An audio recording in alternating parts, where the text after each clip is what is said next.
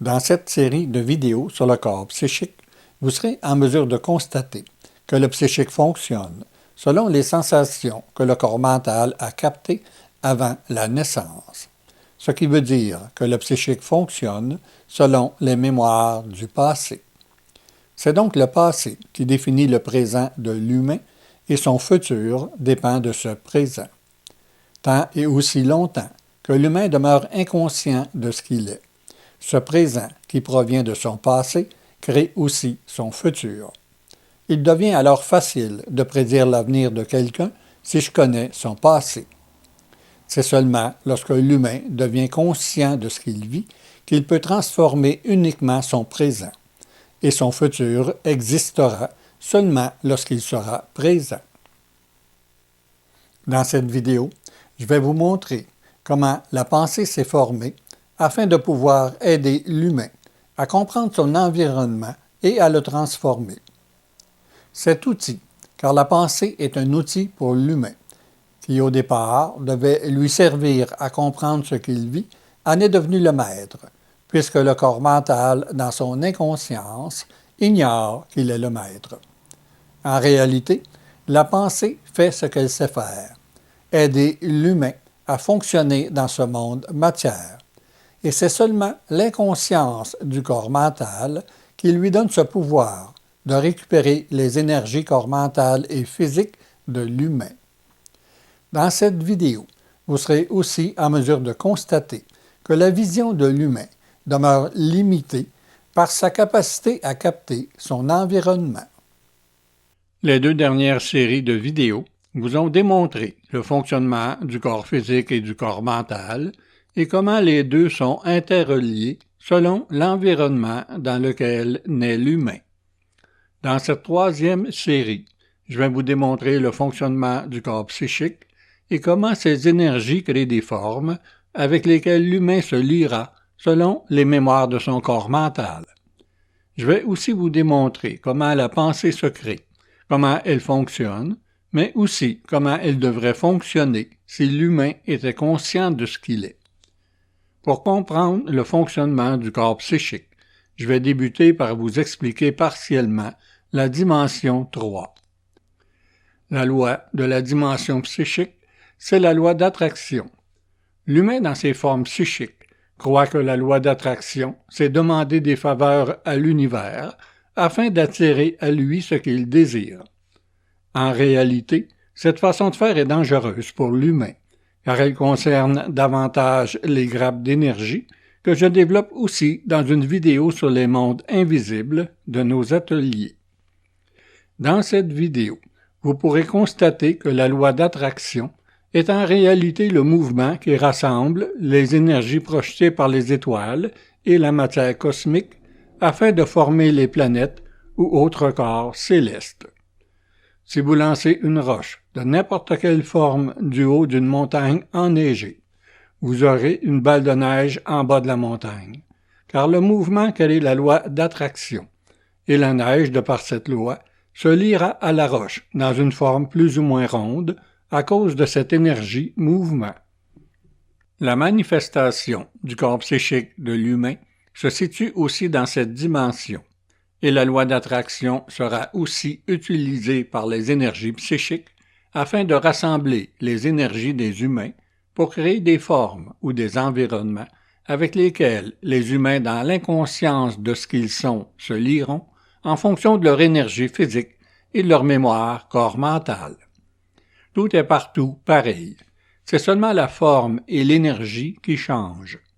Dans l'univers, la loi d'attraction relie les puissantes énergies des étoiles et la matière cosmique pour former des planètes, tandis que dans plus petit, le psychique utilise cette même loi pour réunir les énergies des humains afin de créer des formes psychiques capables d'absorber les mémoires corps mentales des humains, comme je vais vous le démontrer dans cette série de vidéos. Le hasard fait aussi partie de l'univers matière, puisque détaché de l'énergie consciente originelle, il demeure un univers inconscient, et dans cette inconscience, il devra exister des milliards de galaxies qui posséderont chacune des milliards d'étoiles et ou la loi d'attraction pourra, si le hasard le permet, réunir tous les éléments favorables au développement de toutes les formes de vie. Pour ce faire, il faut d'abord qu'il y ait une formation planétaire autour d'une étoile, ainsi qu'une planète de ce système qui possède une quantité suffisante de minéraux afin de créer toutes les formes de vie possibles. Il faut que cette planète soit aussi à une distance ni trop proche ni trop loin de l'étoile ou soleil. Il faut donc énormément de systèmes afin que le hasard puisse réunir tous ces éléments.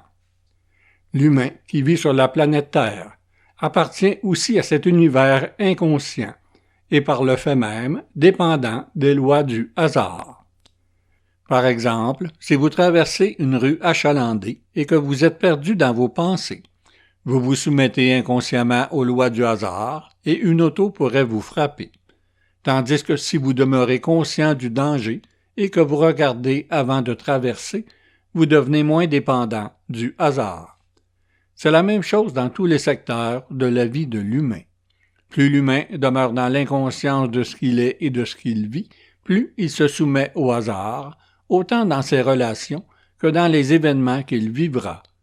Tandis que plus il devient conscient de son propre fonctionnement, ainsi que de ses liens avec les dimensions et les mondes invisibles, il commence à prendre le contrôle de sa propre existence et il devient moins dépendant du hasard et des formes avec lesquelles il a appris à fonctionner.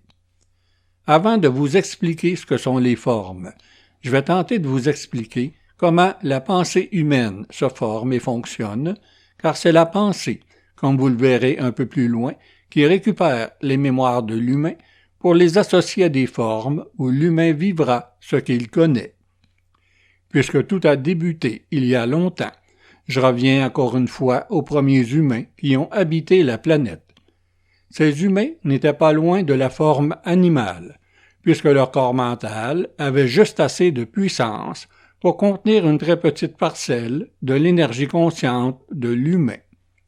Leur action, qui provenait majoritairement des instincts, servait surtout à la survie et à la reproduction du corps physique. Cette parcelle d'énergie consciente, contenue à l'intérieur de ce corps mental, s'est associée au corps psychique pour développer chez cet humain une vision de sa propre manifestation dans ce monde extérieur où il se sent limité et vulnérable. C'est ici que le fonctionnement psychique de l'humain se démarque du fonctionnement psychique de l'animal, même si à première vue, les deux se ressemblent. Au départ, le fonctionnement du psychique, qu'il soit animal ou humain, c'est une capacité de mémoriser, mais surtout de pouvoir faire des associations. Cette capacité de faire des associations permet à l'animal d'apprendre par mimétisme de ses parents en fonction de son besoin de survivre et de se reproduire dans la matière, mais il demeure totalement inconscient de sa propre existence. Un loup ne sait pas qu'il est un loup. Il apprend à le devenir. Ce qui diffère l'humain de l'animal, c'est cette parcelle d'énergie consciente contenue à l'intérieur de son corps mental. Et même si, au départ, il l'apprend aussi par mimétisme, en fonction de sa survie et de sa reproduction, il possède en plus une vision de sa propre existence et de ce qu'il vit à l'extérieur de lui-même. Différemment de l'animal, l'humain se voit différent des autres, même s'il apprend aussi à devenir le fils ou la fille de ses parents. Voici un exemple qui permet de vous démontrer le développement du psychique à faire des associations. L'homme des cavernes était très impressionné par la foudre et sa puissance. Il l'a vu embraser un arbre lorsqu'elle le frappe et il a capté la chaleur du feu qu'elle génère. Un jour, cet humain lance des cailloux, et lorsque l'un d'eux frappe une roche, il vit l'étincelle, et sa pensée naissante fit immédiatement l'association avec la foudre. Il prit 2 cailloux et se mit à les cogner ensemble. Les étincelles étaient bien présentes, mais pas le feu. Il ne comprend pas qu'il n'y ait pas de feu, mais l'énergie consciente, contenue dans son corps mental, lui envoie la vision de la foudre qui frappe l'arbre. et même s'il associait les étincelles à la foudre, il manquait l'arbre.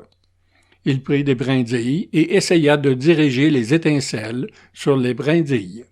L'humain venait d'inventer le feu.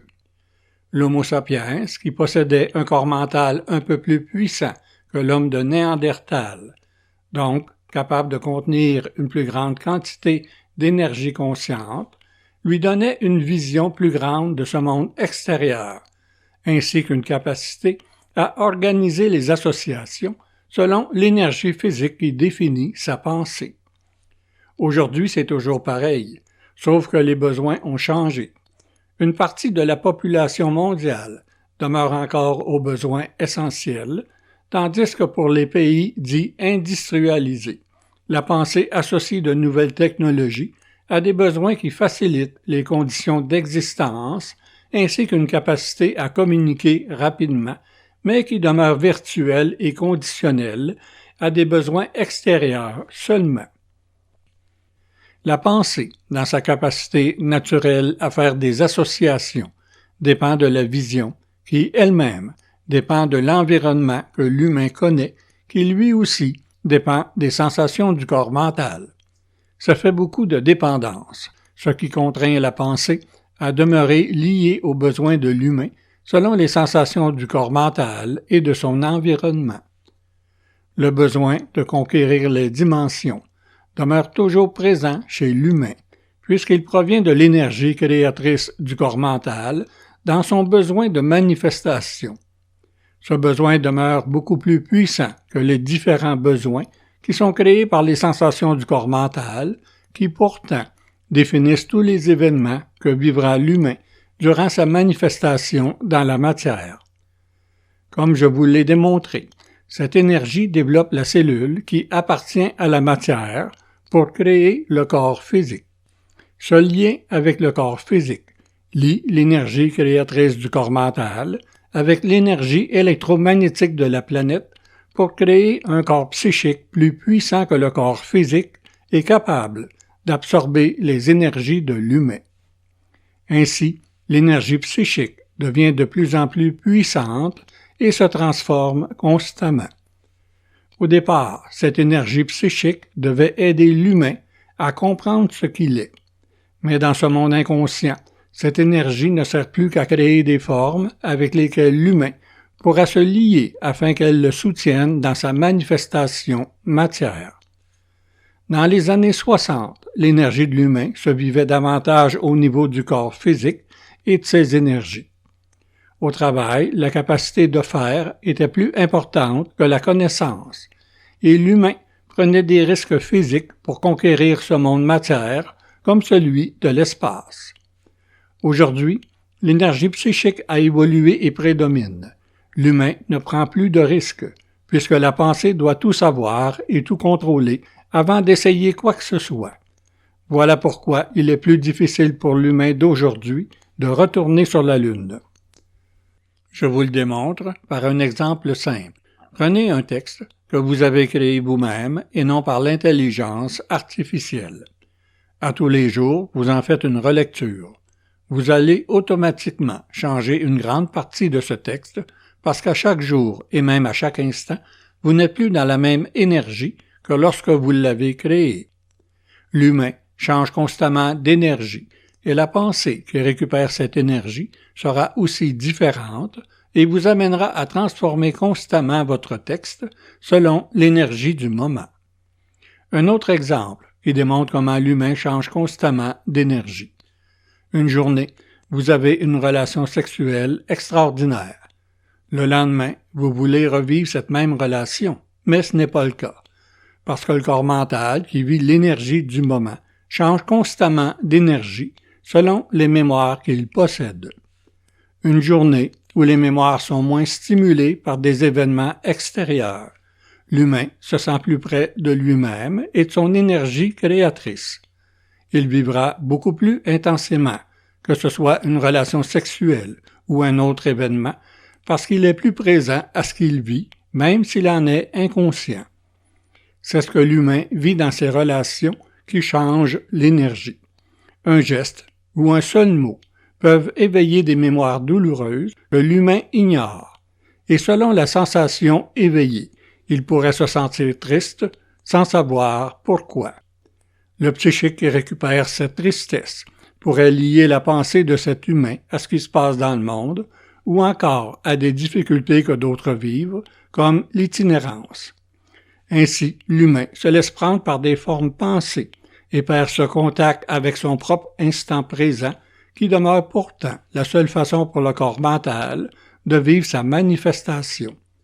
Pour le psychique, l'instant présent, c'est cette capacité de déconnecter l'humain de sa réalité physique et de l'amener dans une forme religieuse, spirituelle ou autre, afin de l'aider à ne pas ressentir ses mémoires qui peuvent être difficiles dans cet instant présent. Le psychique qui récupère l'énergie créatrice du corps mental par l'entremise des énergies du corps physique pourrait aussi développer une vision plus grande si le corps mental est puissant, et même une certaine curiosité de vouloir trouver, comprendre et transformer la matière. La pensée, développée par un corps mental plus puissant, aura une vision capable de développer des technologies avancées pour aider à faciliter l'existence de l'humain dans la matière. En même temps, puisqu'elle devient de plus en plus puissante et qu'elle ignore les mémoires et même l'existence du corps mental, elle ne permet pas le développement de l'énergie consciente contenue à l'intérieur du corps mental. Ainsi, intérieurement, l'humain n'a aucunement évolué depuis l'âge des cavernes. Sa vision demeure encore axée vers l'extérieur seulement et les instincts demeurent toujours présents, puisqu'il tue encore son voisin pour lui prendre son territoire ou sa femme. L'humain possède une pensée qui, depuis le début des temps, récupère les mémoires corps mentales de tous les humains afin de créer des formes avec lesquelles l'humain s'associera, parce que c'est ce qu'il connaît, et tant que l'humain demeure inconscient de ce qu'il est, l'énergie psychique qui forme sa pensée le maintiendra lié à diverses formes psychiques qui le soutiendront lorsque les sensations plus difficiles du corps mental seront stimulées. L'humain revit ainsi constamment ce qu'il connaît et qui provient des mémoires de son corps mental. Et la pensée, pour supporter l'humain dans sa difficulté de vivre, le coupe du présent, mais surtout de sa capacité à faire l'effort nécessaire afin qu'il puisse capter et transformer ce qu'il est. Dans cette première vidéo de cette série sur le corps psychique, je vous ai démontré que la pensée sert à faire des associations afin d'aider l'humain à comprendre ce monde matière dans lequel il évolue. Les sensations du corps mental définissent les événements ainsi que les relations que l'humain vivra et que la pensée reliera à des formes émotives ou rationnelles, comme je vais vous le démontrer dans cette série de vidéos. Bien sûr, vous me direz, il y a l'imagination et la capacité à faire de grandes découvertes. Dans nos ateliers, nous allons plus loin sur la connaissance de l'humain en démontrant comment les moteurs énergétiques du corps mental, physique ou psychique peuvent influencer la vision et l'imagination pour le corps psychique, la capacité de faire pour le corps physique, ainsi que la capacité de capter pour le corps mental. Ces liens énergétiques inconscients que certains humains vivent sont aussi liés aux sensations du corps mental. Et selon ces sensations, ils pourraient être faciles ou difficiles à vivre. Ces énergies seront aussi récupérées par le psychique pour nourrir des formes qui feront évoluer la technologie, telles l'intelligence artificielle, le besoin d'aller sur la planète Mars ou la construction de robots auxquels il serait possible de donner des émotions afin qu'ils ressemblent de plus en plus à l'humain. L'humain, dans son inconscience et dans son besoin de vivre dans ce monde matière, devient de plus en plus dépendant de ses formes, tandis que dans son individualité, il demeure prisonnier de ses mémoires et de ses modes de fonctionnement, comme je vais vous le démontrer dans cette série de vidéos. Je vous donne rendez-vous la semaine prochaine pour une nouvelle série de vidéos sur le corps psychique.